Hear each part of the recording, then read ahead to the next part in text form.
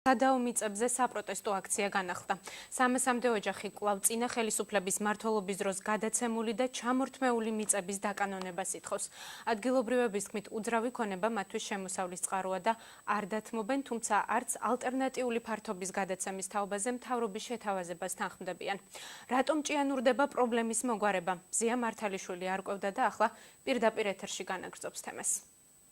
როდის მოგვარდება პრობლემა და რა ახალი წინადადებები აქვს ხელისუფლებას ჯერ ცნობილი არ არის, თუმცა შეთავაზება, რომელსაც მოსახლეობა არ დათანხმდა, საბოლოო რომ არ არის, განცხადება მთავრობის თავმჯდომარემ ჩილხაბაძემ ახალ ამბებთან რამდენიმე დღის წინ გააკეთა. გონიოში სადაო მიწა სახელმწიფოს საკუთრებაშია, აქედან 7,5 ჰექტარი კი კულტურული მემკვიდრეობის ზონაშია და მისი კერძო მესაკუთრებისთვის გადაცემა მოქმედი კანონმდებლობით დაუშვებელია. ადგილობრივი ხელისუფლება გონიოს მოსახლეობას ბარსა და ფერდობზე ადრე ჩამორთმეულისაგან განსხვავებით შემცირებული ფართობის დაკანონებას თავაზობდა, იგეგმებოდა შესაბამისი ინფრასტრუქტურის მოწყობა, კომუნიკაციების მიყვანა, დარჩენილ ნაწილში კი რეკრეაციული ზონის მოწყობა და არქეოლოგიური სამუშაოები.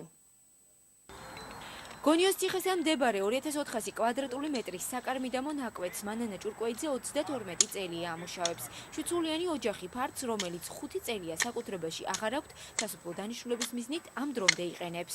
ყველაფერი მომყავს ახლა, რაც მჭირდება მწვანილია თუ მე ზაფხულში ბაზარში არ გავდივარ. 2720 მეტრო მქონდა ჩემ კერძო საკუთრებაში. 300-მდე ოჯახის მსგავსად ჯემალ აბაშიძეს პრეზიდენტის განკარგულების საფუძველზე გაფორმებული მიწა 2010 წელს ხალვაჩაურის მუნიციპალიტეტის მიწის აღიარების კომისიის გადაწყვეტილებით ჩამოერთვა. გონიოლები ფართის ხელახალ დაკანონებას დღემდე ითხოვენ და ხელისუფლების შეთავაზებას არ თანხმდებიან. სადაც აქვს ნაკვეთი, იქ თავაზობენ ოღონდ 500 მეტრს. 500 მეტროში ვერც კარტოფილის მოიყვან და ვერანაირ ბოსტნეულს ვერ მოიყვან, რომ ოჯახი დააგმაყოფილოს. ჩვენ არავის არაფერს არ ვთხოვთ, ჩვენ საკუთრებას ნუ წაგვართმენ და შეთანხმებული ვართ.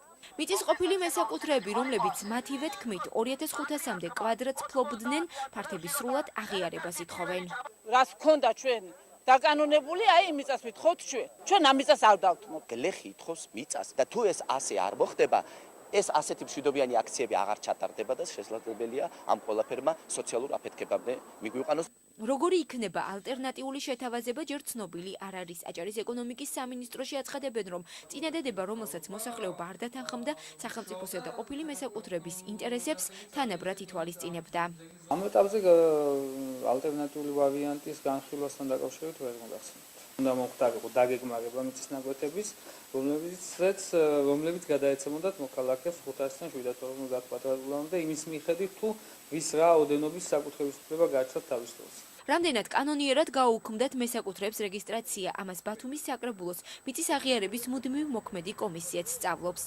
ვიმართეთ ქონების მართვის სააგენტოს, რომლიდანაც პასუხი ჯერ არ მოსულა და ველოდებით. ამის შემდეგ შესაბამისად რა პასუხიც იქნება იმის მიხედვით უკვე კომისია დაიწყებს მსჯელობას ამ მიწებთან დაკავშირებით, თუ როგორ უნდა რა ფორმით უნდა მოხდეს მათი აღიარება და დაკანონება.